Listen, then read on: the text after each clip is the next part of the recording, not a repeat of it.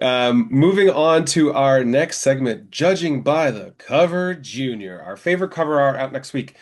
I had a hard time. I was really close to picking Infernal Hulk. There's an insane Hulk Mm, inside of Hulk, yeah. but I went with Mischief of Magpies #1 by Bilquis Evely, one of my favorite artists.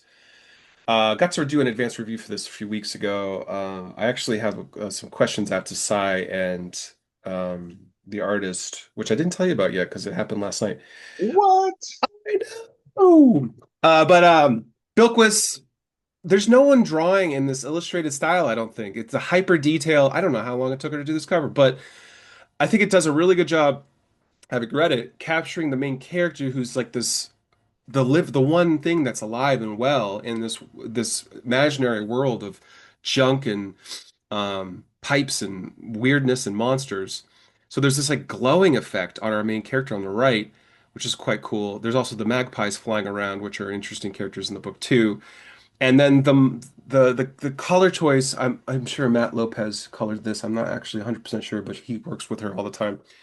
The color choice of the brightness mixed with the more subdued colors really does create a nice contrast. And then all the junk, Mhm. even though it is pretty chaotic, it still kind of makes sense and draws your eye across. I mean, there's a freaking crab over here that you might not have noticed because of Yeah. the I did color miss the choice. crab at first. Yeah. So there is I mean, Bilquis was doing a lot of the dreaming with Psy years ago, and it had a similar effect. This like nightmare, a dreamlike thing that you're not necessarily feeling danger, but you are feeling awe, which I think this captures. Yeah. I love it. It's great. This has I haven't seen too much about this book. I know it's another Cy Spurrier written one, but this cover I think kind of nails that. I want to see what this is about. It looks great. I have all the issues in Drive if you want to read them. Oh, I will. Sorry, guys, this is the part of the show where we brag about all our access to stuff. Anyway, what is your favorite cover of the week? I picked Nightwing 140 by Jorge Fornes. I just love the way that there's been a few kind of issues in recent months where he's done the cover and they're just so great. If we're kind of telling this, slightly urban, gritty kind of crime story that's kind of going on in Nightwing, that's also so much more. Yeah, I just love these covers. I mean, you can feel the anger in Nightwing's fist. Yeah. That mask carries a lot of significance and power.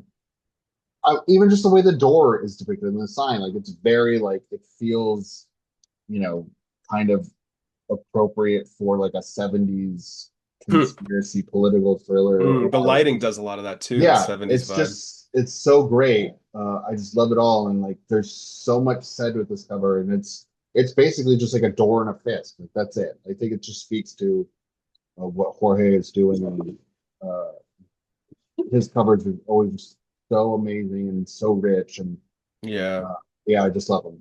It's not even just blood on his hand either. There's like scratches and Yeah, I mean, he's the very suit clearly is been through some torn. stuff. Yeah, I also love how Fornes uses Band-Aid dots to add the texture to the hand and yes, arm. It's really 100%. cool. And there's almost like a blur effect or something with the wall. And also there's like a grain as if it is a Grindhouse movie or something. Yeah, there is. There's a lot of different kind of things There's going on. so many little things that add up to Yeah, something that's like I bet a lot of people will see this and be like, "Oh," and then they don't know why. yeah. It kind of just like some of the stuff just kind of whispers, but it's enough to get you to think like, oh, what's going on? I don't sort of have a firm foundation, but yeah, it's really, really great. Ooh, I like that way you said that. I'm gonna use that in reviews. So much of the art in this whispers. You're welcome. You're welcome. That's where the Shakespeare comes in, buddy. Ah, two or three references. Next up, if you're watching this on YouTube, go listen to the podcast. Scott Snyder for 50 minutes talks about making comics, Absolute Batman, the Absolute Batman animated series. I didn't even say that at the top of the show. We dig into that. What's that going to mean as him as showrunner? What? All right, guys, have fun. Don't die. Bye.